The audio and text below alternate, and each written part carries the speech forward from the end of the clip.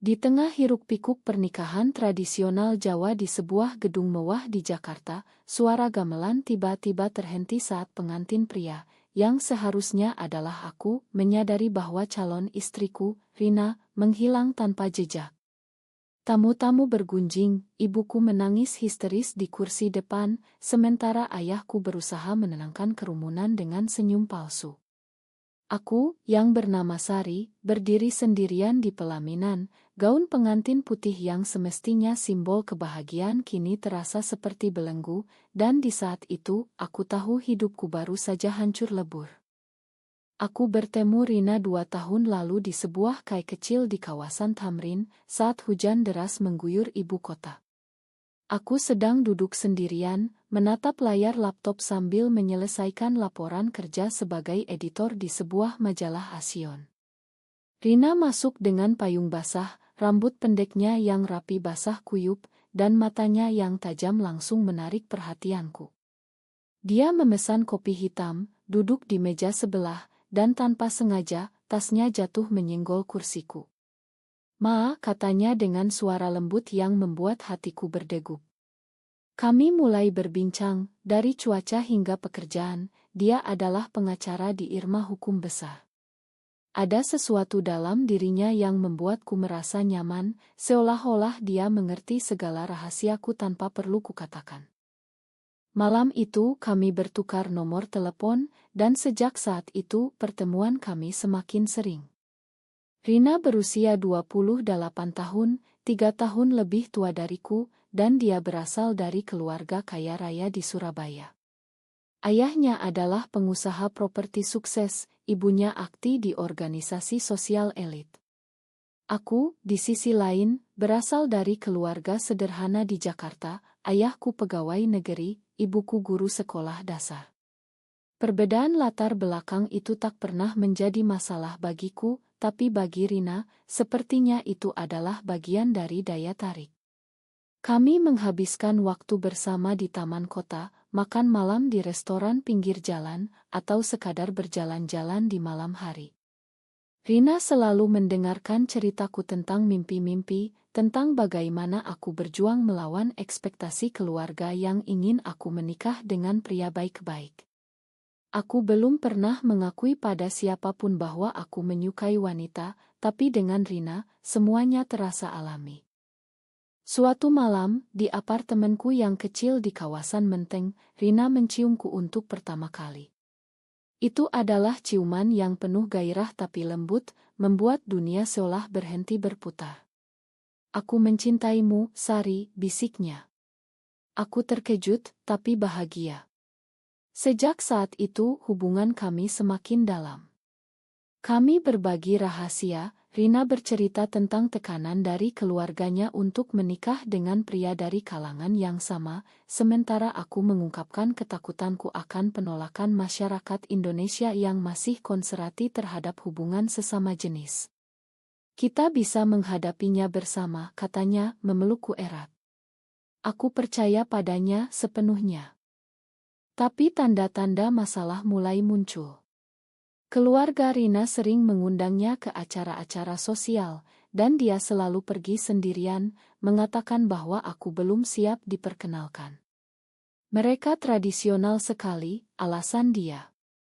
Aku mengerti, tapi hati kecilku mulai ragu. Suatu hari, saat kami sedang berlibur di Bali, Rina mendapat telepon dari ayahnya.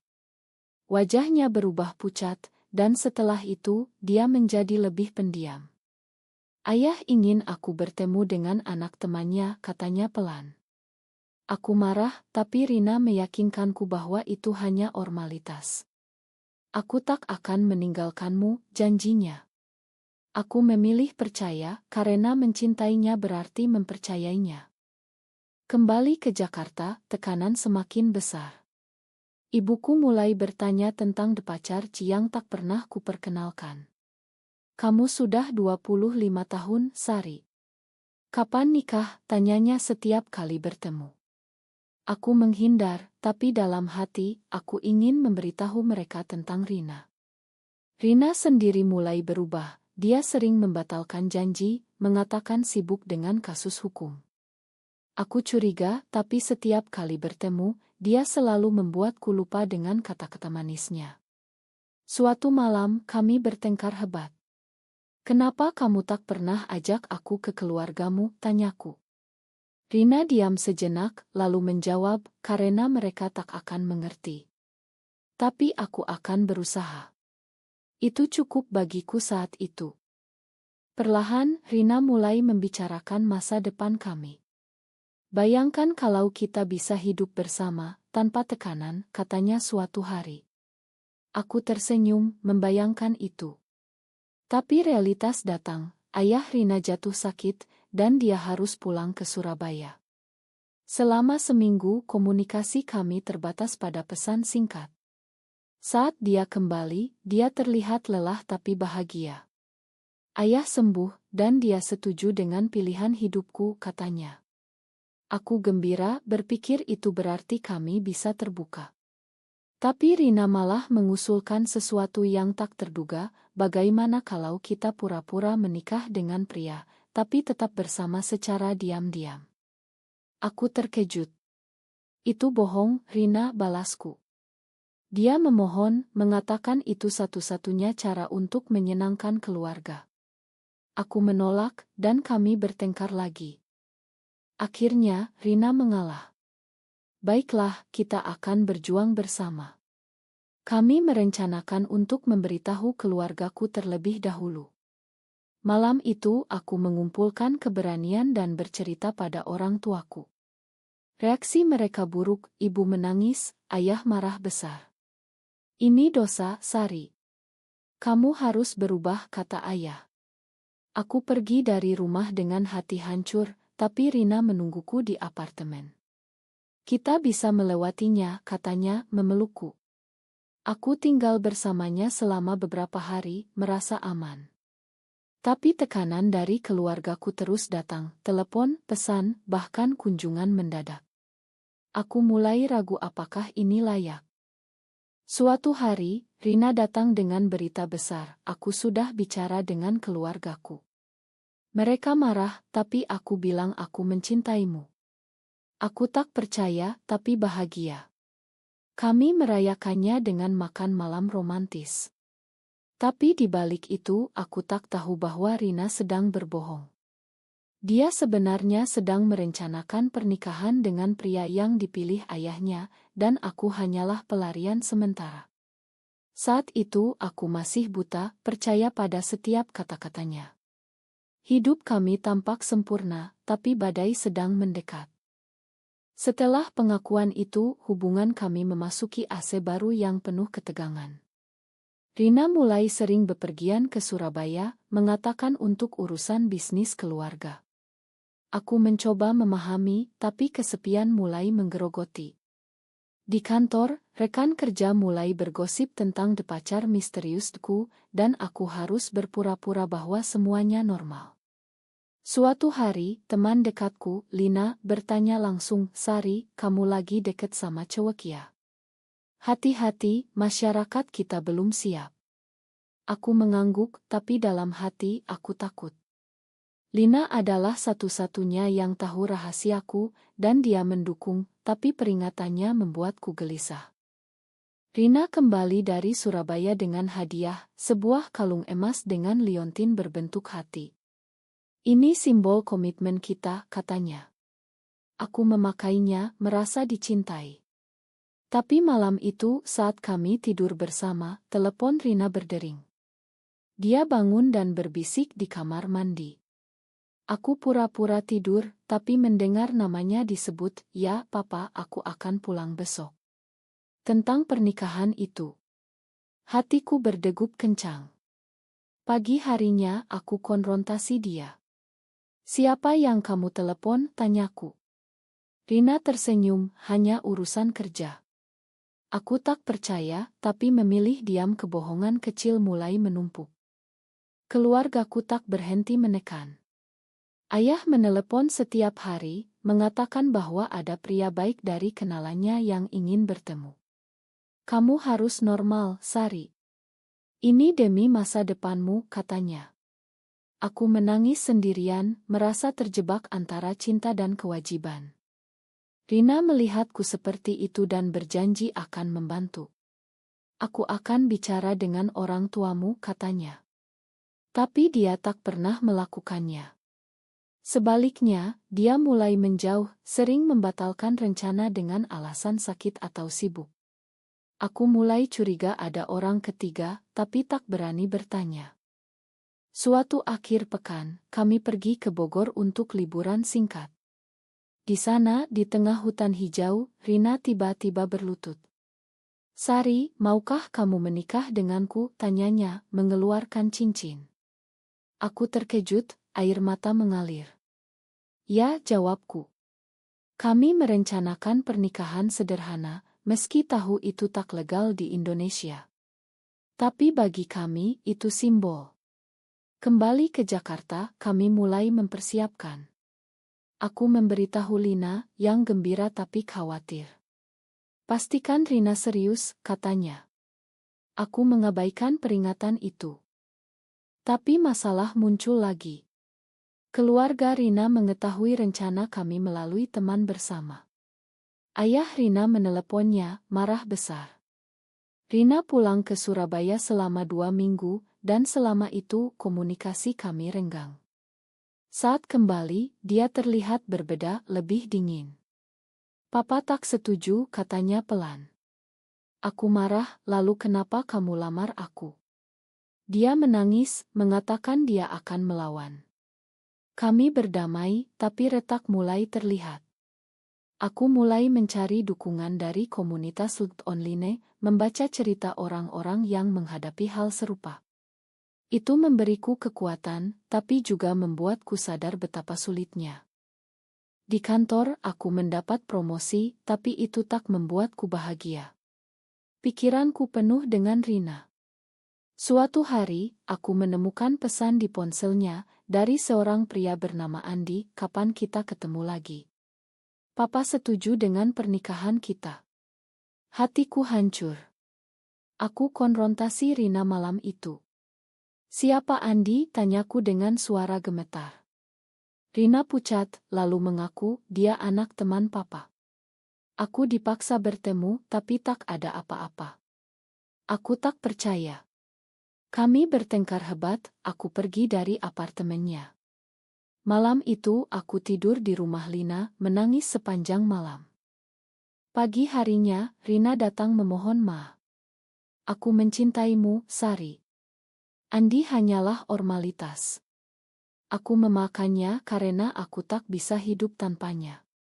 Tapi kepercayaan mulai goyah. Kami melanjutkan rencana pernikahan, tapi sekarang dengan rahasia. Rina bilang dia akan putus dengan Andi. Aku percaya lagi. Tapi di balik itu, Rina sedang bermain ganda, dia menerima lamaran Andi untuk menyenangkan keluarga, sambil menjagaku sebagai rahasia. Aku tak tahu, dan itu membuatku semakin terluka. Tekanan sosial semakin besar. Di media sosial, aku melihat berita tentang pasangan yang diusir dari kampung halaman. Itu membuatku takut. Ibuku datang ke apartemen, memohon aku kembali ke jalan yang benar. Aku menolak, dan dia pergi dengan hati hancur. Rina melihat itu dan berjanji akan berdiri di sisiku. Tapi tindakannya bertolak belakang. Dia mulai jarang pulang, mengatakan sibuk. Aku mulai mengikuti dia secara diam-diam, dan suatu hari, aku melihatnya bertemu Andi di kai. Mereka tertawa, Andi memegang tangannya. Hatiku remuk. Aku pulang, packing barang-barangku. Saat Rina kembali, aku bilang, "Ini sudah cukup." Dia menangis, memohon, "Jangan pergi, Sari. Aku akan putus dengan Andi." Aku ragu, tapi tinggal. Itu keputusan salahku. Rina kemudian mengusulkan pernikahan ganda, dia menikah dengan Andi secara resmi, tapi kami tetap bersama.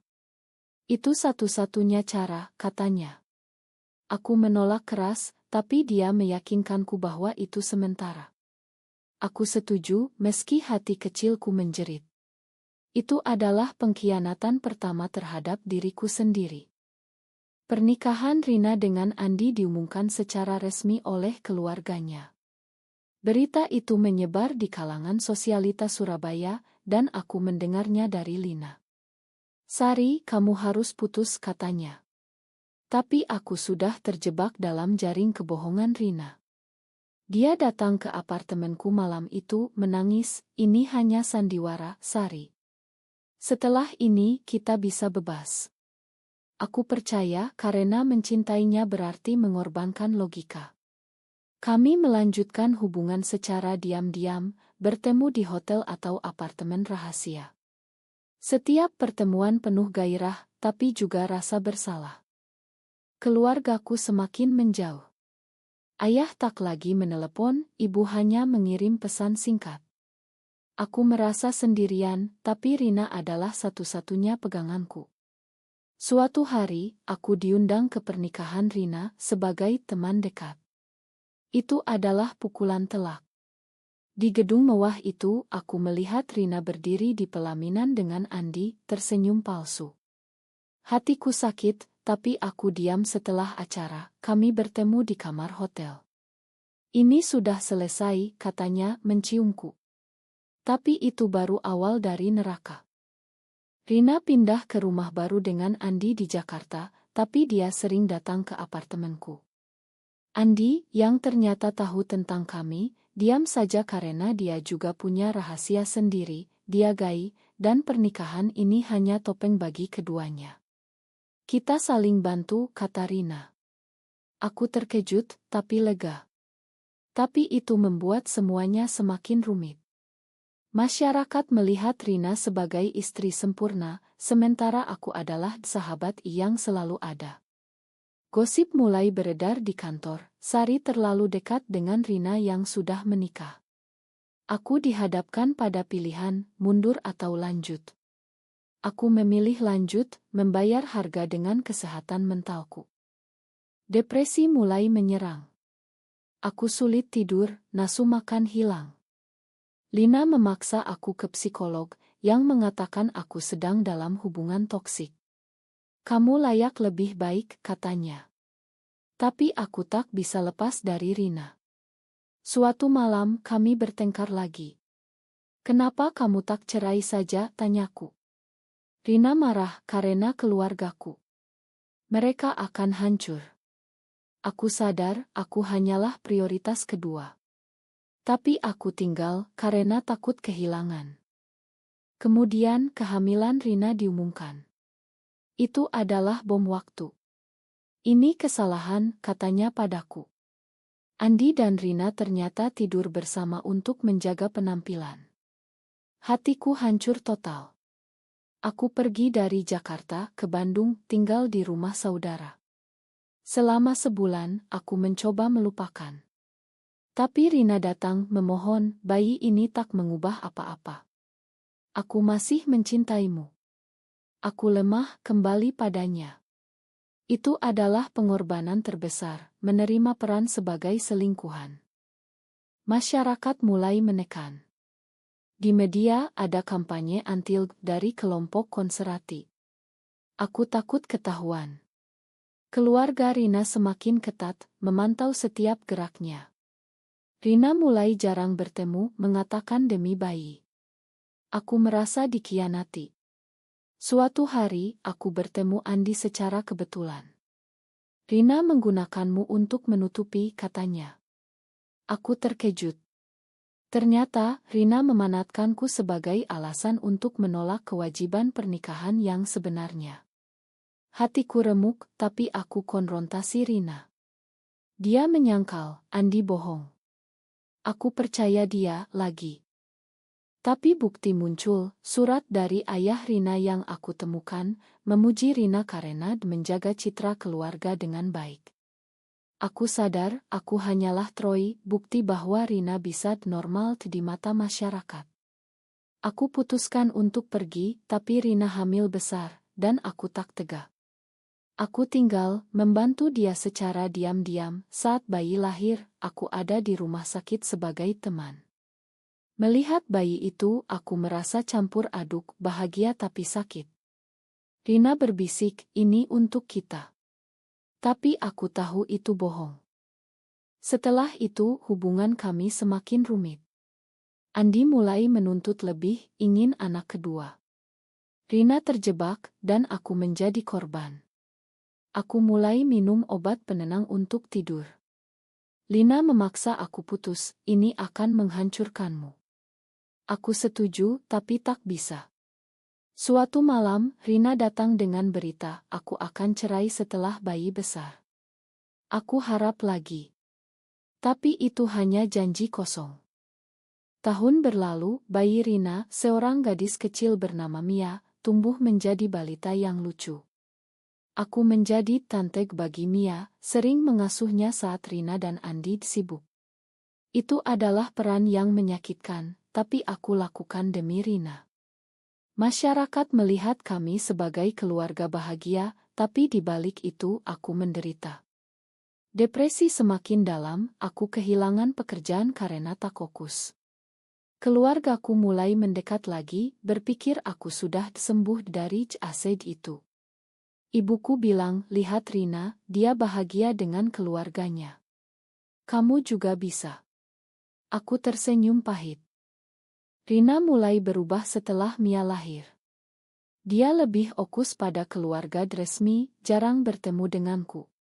Saat bertemu, dia selalu bicara tentang tekanan sosial, masyarakat Indonesia tak akan terima kita. Aku marah, lalu kenapa kita lanjut? Dia menjawab, karena aku mencintaimu. Tapi tindakannya berbeda. Suatu hari, aku menemukan Rina dan Andi berlibur bersama, tersenyum bahagia. Itu pukulan terakhir. Aku konfrontasi, kamu bahagia dengannya. Rina menangis, ini hanya penampilan. Tapi aku tahu kebenarannya. Aku memutuskan untuk pindah ke Yogyakarta, mencari kehidupan baru. Di sana aku bergabung dengan komunitas LGBT, bertemu orang-orang yang mengerti. Salah satunya seorang wanita bernama Tia, yang mirip denganku, kuat dan jujur. Kami berteman, dan perlahan perasaan muncul. Tapi Rina tahu, dan dia datang ke Yogyakarta, memohon aku kembali. Jangan tinggalkan aku, katanya. Aku ragu, tapi ingat semua pengorbanan. Tidak, Rina. Ini sudah cukup. Aku putuskan putus. Tapi Rina tak menyerah. Dia cerai dengan Andi, mengatakan demi aku. Berita itu heboh, pengacara terkenal cerai karena alasan pribadi. Keluarganya marah, memutuskan hubungan. Rina pindah ke Yogyakarta, tinggal bersamaku. Awalnya semuanya indah. Kami hidup bersama, Mia ikut kami. Tapi masa lalu menghantui. Masyarakat bergosip, anak-anak Mia diejek di sekolah.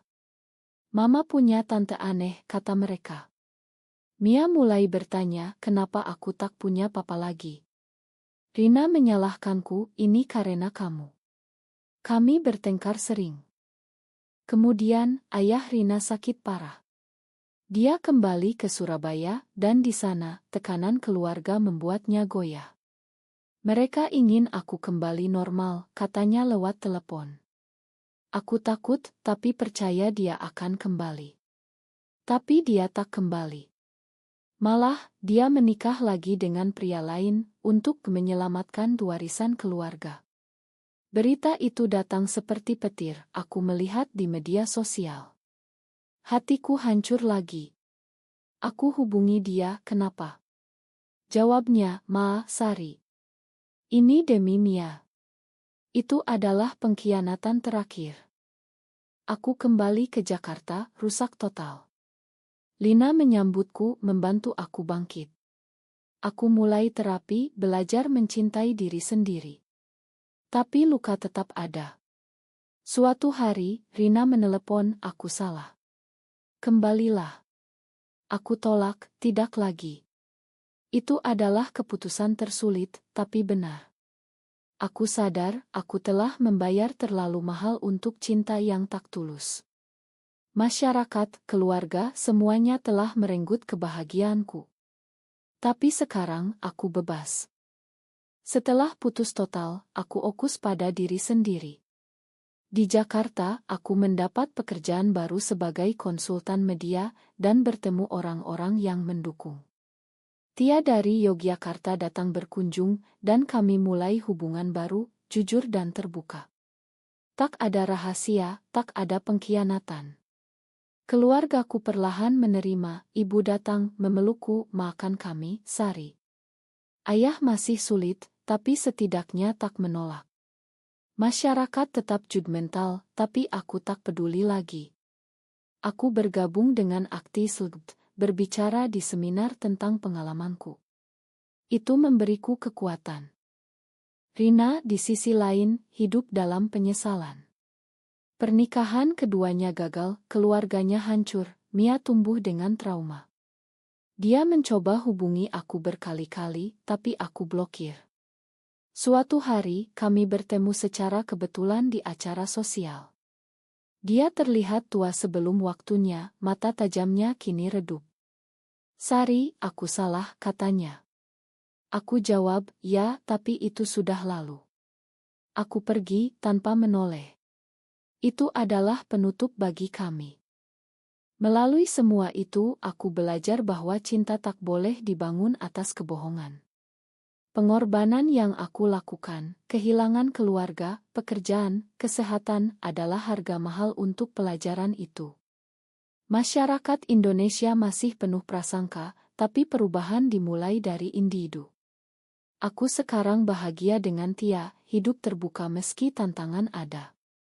Mia kadang menelepon, memanggilku Tante Sari, dan itu cukup. Tapi pertanyaan tetap menggantung, apakah pengkhianatan demi keluarga bisa dibenarkan?